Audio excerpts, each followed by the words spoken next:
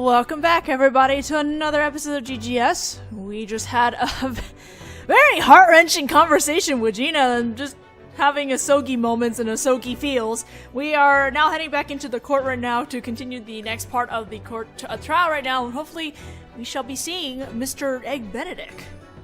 And I will probably mess up his actual name a lot because I remember struggling with his name and I'll probably still have trouble with it now. I may actually have to pull out the book because I don't think the script was updated. Updated with his proper name yet. It's the same day, excuse me. Same day, 1:41 p.m., Old Bailey in the full court. Rabo, as I try to find Egg Benedict in my art book with its very English translations. The trial of Gina Lestrade will now reconvene. Lord Von Zeeks, were you able to summon the witness?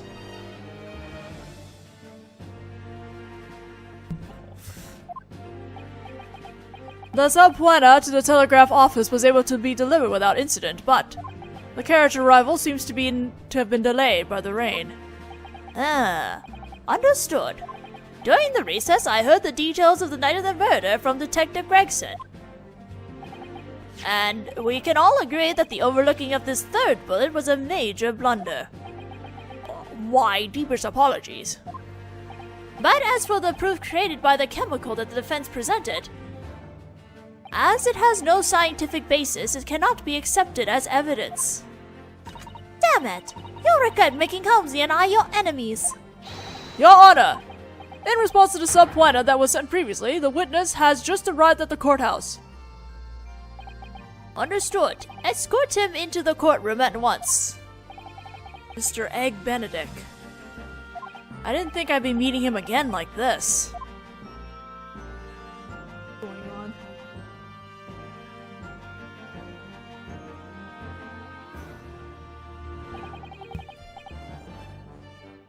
Thank you for your prompt response to the subpoena.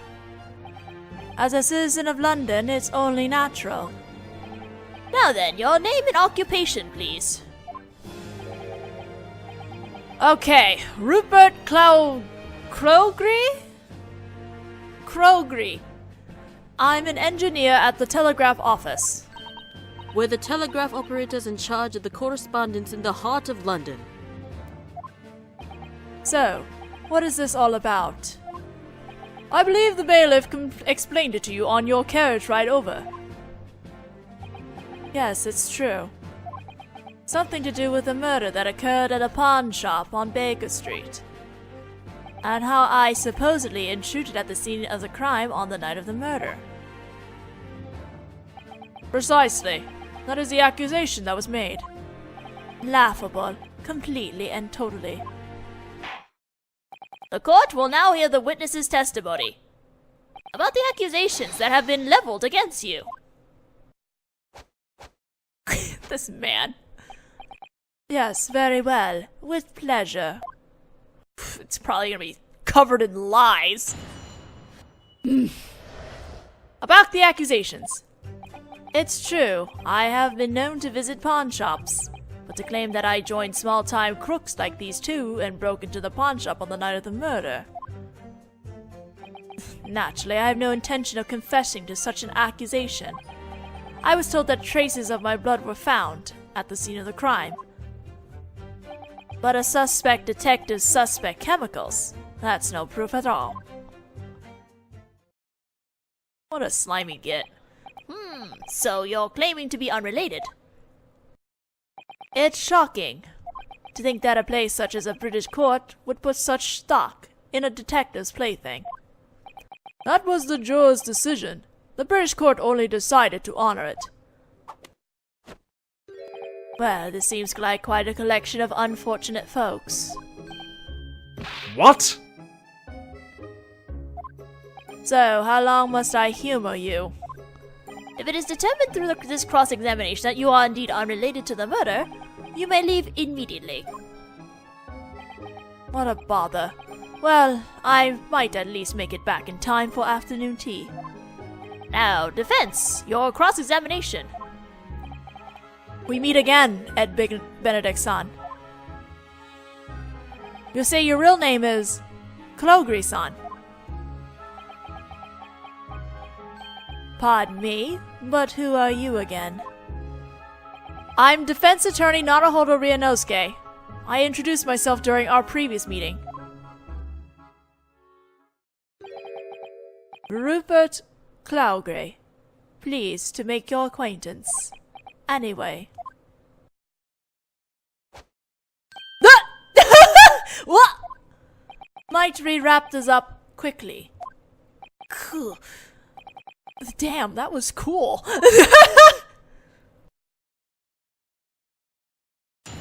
Alright, let's see what we're pressing here. Grab the stylus. Oh man, you should look at what it is in the the art book for his name is it's definitely a translation. Rubato Krogray, which is spelled Rubato, and then his last name is Chrogray. It's kind of it's a thing of beauty. Anyway, we're okay. What are we pressing on this stuff? Okay, it looks like we're not pressing everything. So you've never seen those two before? Those two? No, I'm afraid I have no small-time crooks amongst my acquaintances. Wow, that's suspicious. Who was it, in the first place? Who leveled these ridiculous accusations against me? It was the defense. Utterly laughable. To allow a Japanese man to stand in the British court, how foolhardy. Anyway.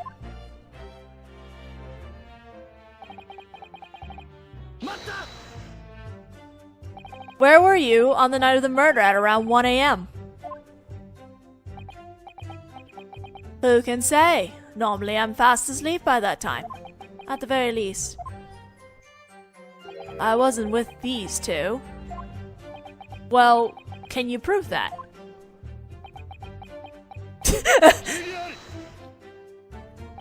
Japanese boy, it seems that you're laboring under a major misunderstanding. What do you mean? This man says he was not at the crime scene, but he has no obligation to prove his alibi. You say he was there. And the burden of proof is on you, the accuser. Before you ask the witness pointless questions, be aware of what your own obligations are.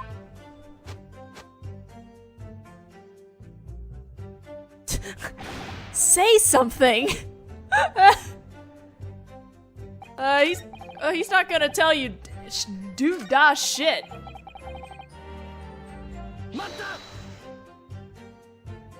There were unmistakable bloodstains left behind.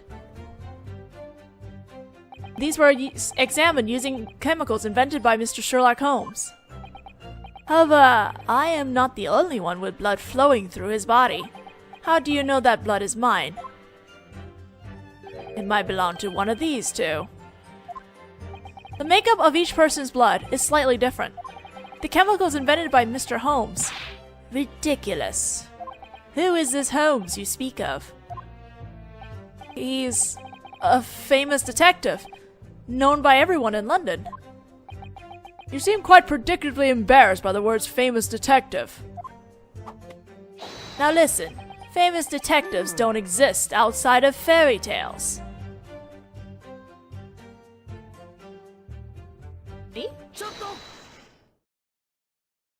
Is everything alright, Templar-san? What do you want? I meant the other Templar-san. Look, how many times do I have to say it before you understand? Yes, I know you're not their brother Uze. Nemi Templar-san. What? What do you want? Just now, I noticed you gazing at Kagure-san, deep in thought. Care to share with us? I don't know what you mean. It wasn't me. I wasn't gazing. It was him. Nemi-san, please, answer me. What were you thinking as you gazed at Cloudgray-san? No, really, it's nothing. Just... I couldn't help wondering if waving his arms around like that wouldn't reopen his wound. Wound? Well, think about it. He was shot in the arm just 2 days ago. So, I was worried about him.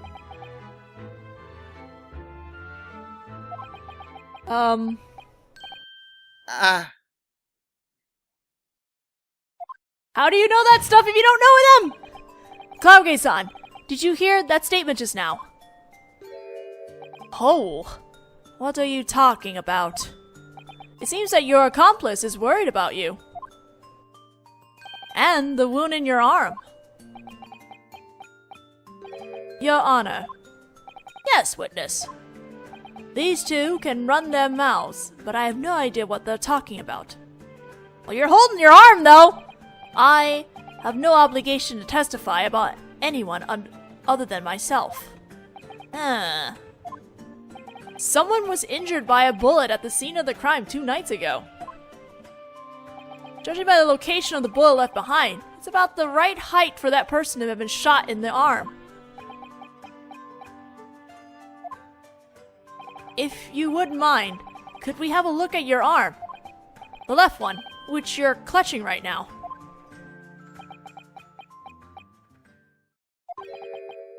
I refuse. So long as no clear evidence to link me with these thieves. Nemi just said he knows about your injury! I shouldn't have any obligation to submit myself to any such investigation. Anyway, this case, no. Even the victim's pawn shop has nothing to do with me. Your insinuations have no foundation whatsoever. You have nothing to do with Mr. Hatch's pawn shop, you say?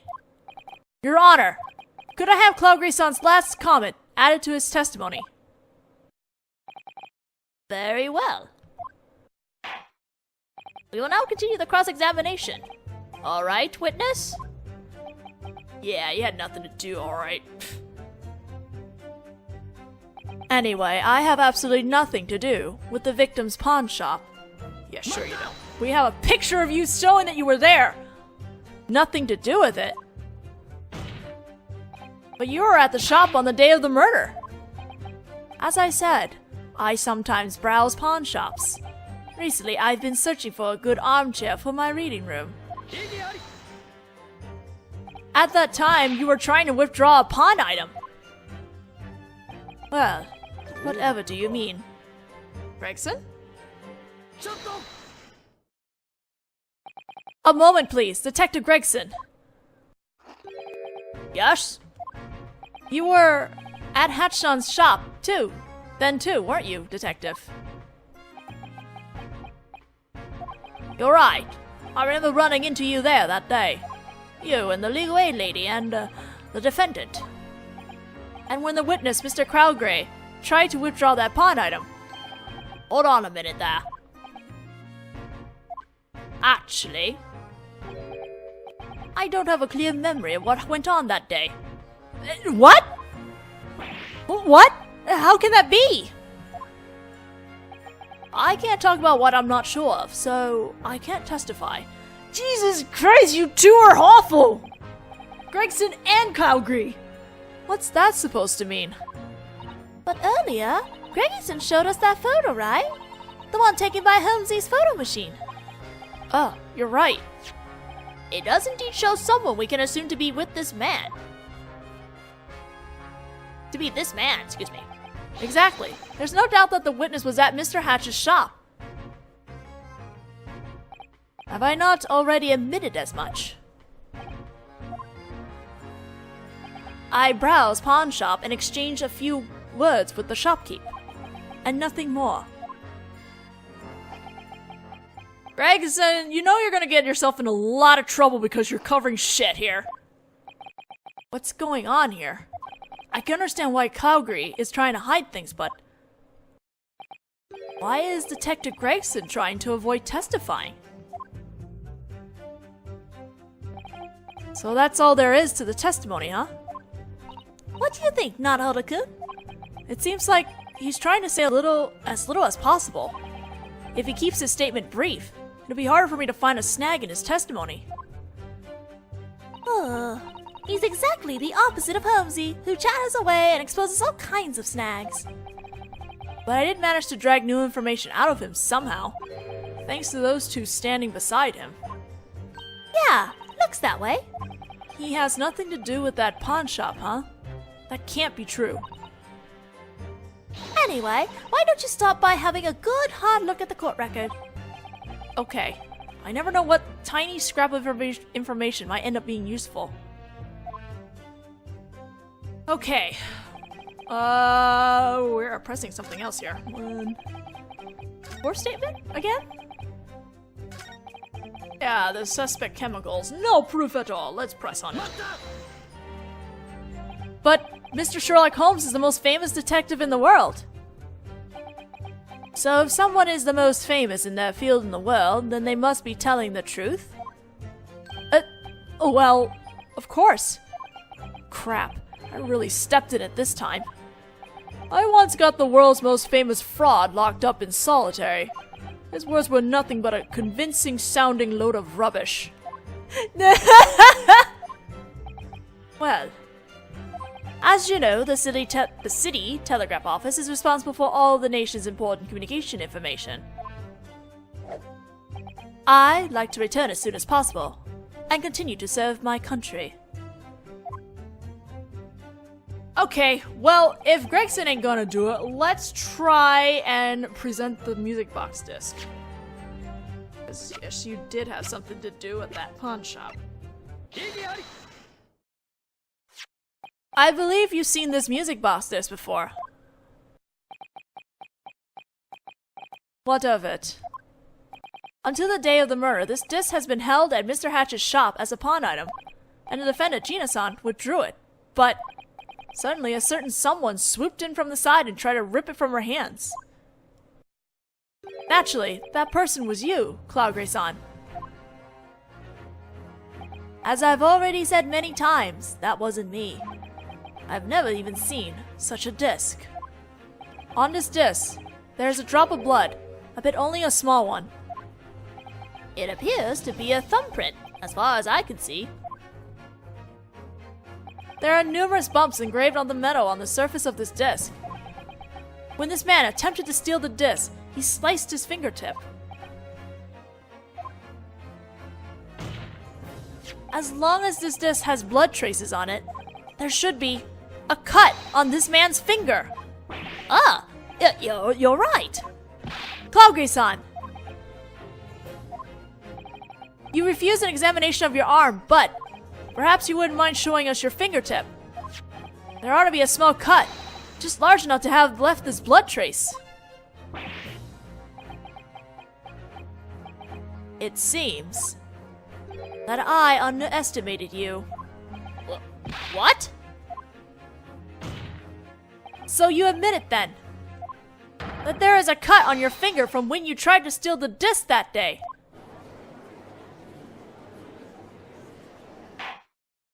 Order! Well, witness? You appear to have misunderstood. You say I tried to steal that disc, but that's not true. What do you mean? After all, that was originally mine. What is wrong with withdrawing one's own belonging? It would seem that this is the piece of evidence that tells the true story about this man and his connection to this case. The prosecution requests that you testify about this disc. Certainly, though I think it's fairly obvious that it has nothing to do with the murder.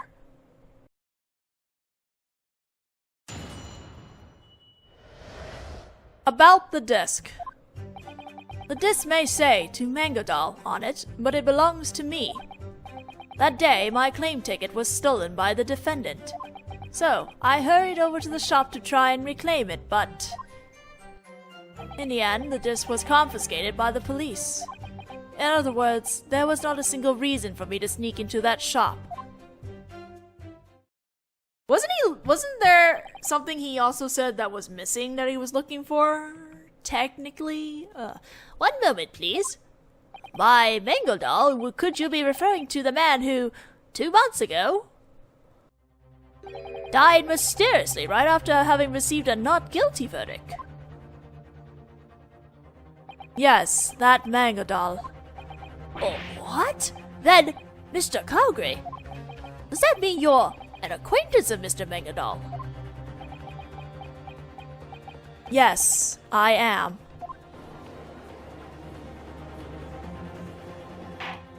Order! I never would have imagined that I hear Mr. Mango Doll's name here again. According to Gina-san, on the night 2 months ago, she was ordered by Mango Doll himself to pawn this at Hatch-san's shop. But that Calgary guy says it's his. Which must mean that his testimony is a lie. He came to the pawn shop in order to steal this item of the deceased Mango Doll. Now then, defense, begin your cross-examination.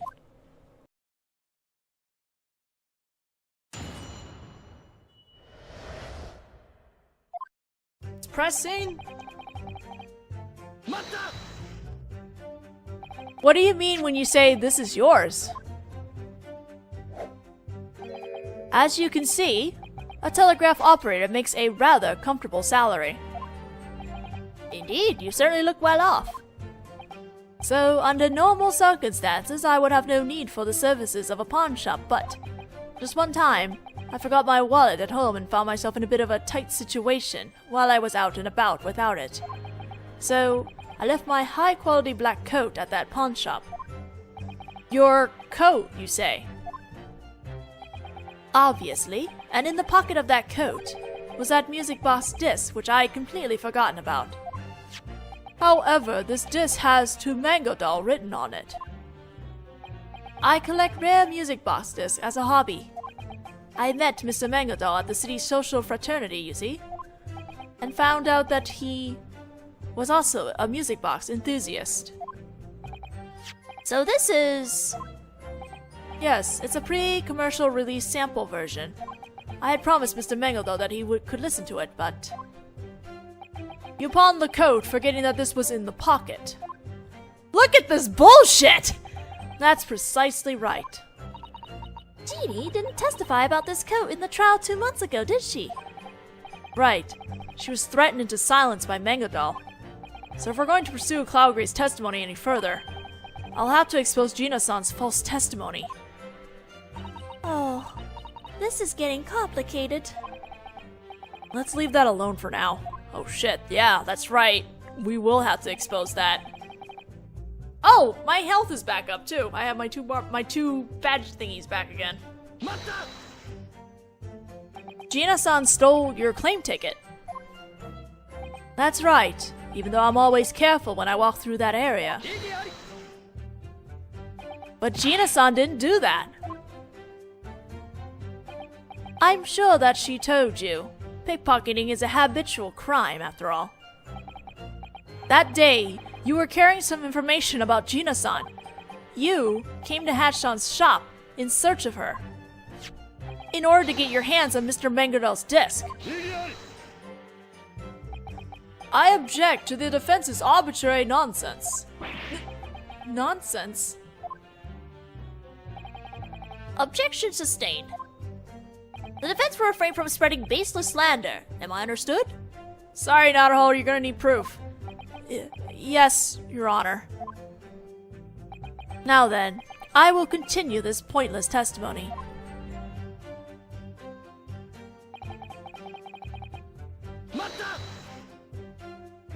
Have you ever been to Hatch-san's shop before? Just the once, to pawn my coat, but I enjoy poking around in pawn shops. So you realize that the pickpocket has stolen your claim ticket, so you gave chase. Precisely. I didn't notice at all when she swiped it. I headed for that shop before the pickpocket could withdraw my coat. I was only trying to claim what was rightfully mine. Damn it, he knows I don't have proof, so he's loading on the lies. Yeah, it's getting really bad here.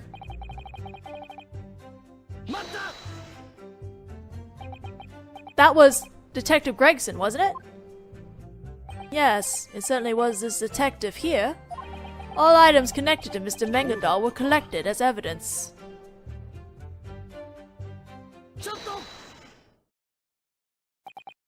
A moment, please. Detective Gregson. Yes, what is it? Did you have any thoughts about Clougre-san's testimony just now? No, not particularly. Honestly, it's nothing. Let me ask you this. Why is Scotland Yard collecting the late Cosney Mengadal's belongings? Don't be daft. I can't tell you that. Might it be a secret investigation, Detective Gregson? That's right. You know about it too, right? 2 months ago, Cosney Mengadal, who perished under mysterious circumstances, was at the heart of a veritable hurricane of dark rumors, in spite of his status as star of the city. Lord Von Zeeks, what are you trying to say? Are the police still trying to clean up after the crimes he was involved in? Please stop! We detectives have been sworn to absolute secrecy. I see.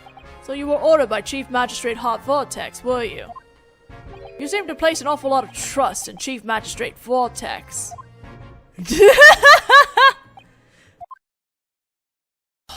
Anyway, if you want any further information on me, you'll need Chief Magistrate Vortex permission. What was that all about? There seems to be some tension between the detective and the prosecutor. It seems we cannot ask the detective to divulge any further information. You may return to your testimony, witness. Certainly.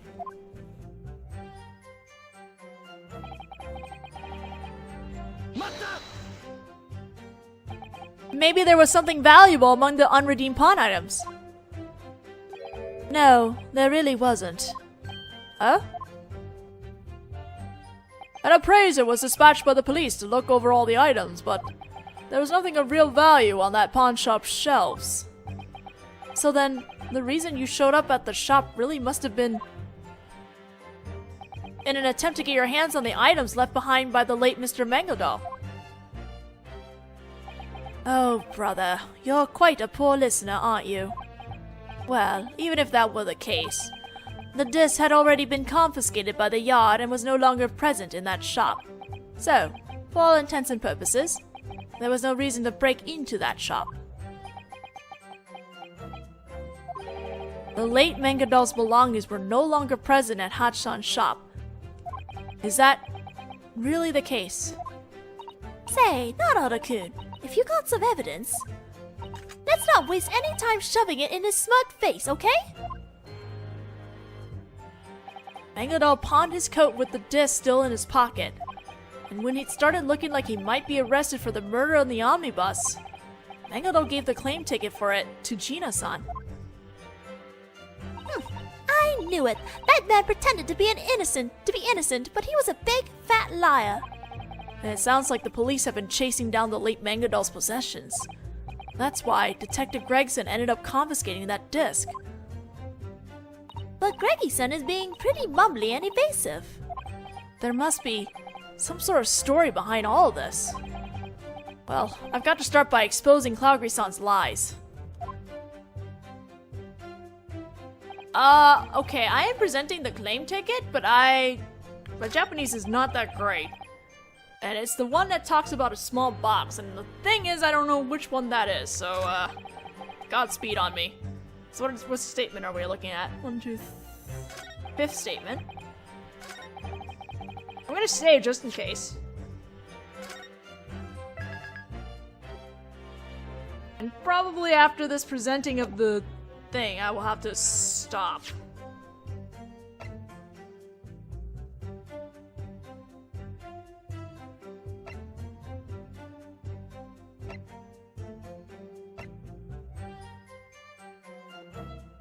That's the coat. Then it must be... Okay. I saw Koto on there, so I'm assuming this must be it. This disc was taken to the pawn shop at Mr. Mangadal's behest. You tried to get your hands on it. But that disc was confiscated by the detective. There was no need for him to sneak into the pawn shop again that night. I'm afraid that's not true. What? Mr. Mangadal had the pawn shop hold on to one other item for him. And this other claim ticket is the proof of that.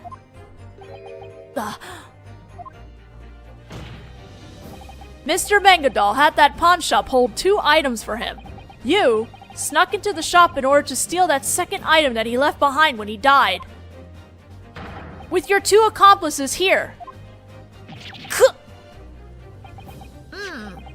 Second claim ticket. What on earth did Mangadal have pawned? The item is named only as a small box. A small box? That's awfully vague. You dare claim that I dragged these 2 along with me to break in and steal something as insignificant as a small box? It's certainly possible. Ludicrous. Why would I need to do such a thing? Once its holding period was up, it would become an unredeemed pawn item and be put up for sale at the shop's shelf. On the shop shelf. Ugh, I hate the sh sounds. I could have purchased it and that would have been the end of it. There was no need for me to steal it. Actually, he's got a point. Indeed, that is true. So then, in other words, that cloaky guy needed the small box before the night was out, no matter the risk, maybe. Your Honor, I think it's about time we clear this matter up. Which one would that be, Lord Von Zeeks? Unfortunately for the defense, the facts are clear. There was no small box stolen from the victim's pawn shop on the night of the murder. And I have evidence to prove that. Well, shit. Okay, of course he would. We're gonna stop here for now and look at what the evidence he has in the next video, because we are now out of time. So I will see you guys then.